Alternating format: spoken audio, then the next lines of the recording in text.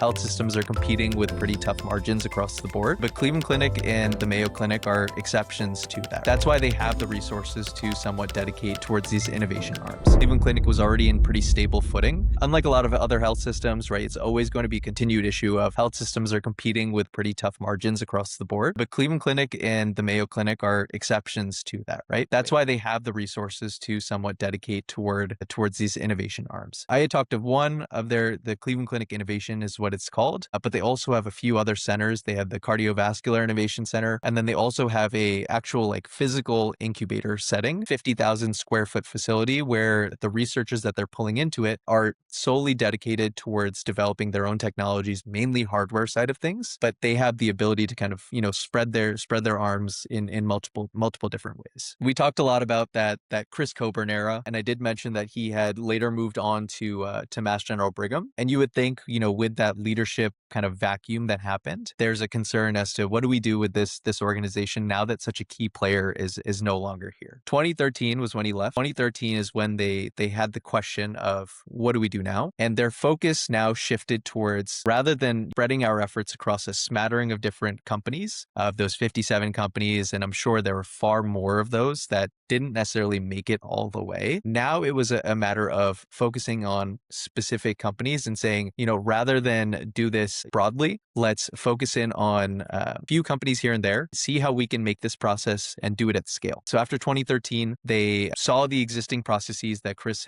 Coburn had put into place and said, let's formalize this a little bit better, make it such that we can sustain this long term. The key signals that the Cleveland Clinic was looking for at that point was emerging companies that were not necessarily early stage anymore, or no early stage ventures anymore. It was more so at the point of, you've already proven that this is a successful technology or successful device. What resources does the Cleveland Clinic need to provide you, whether it's data for any digital health products or actual physical space for any of those devices? And how do we get those to a point where, you have the resources to progress from there?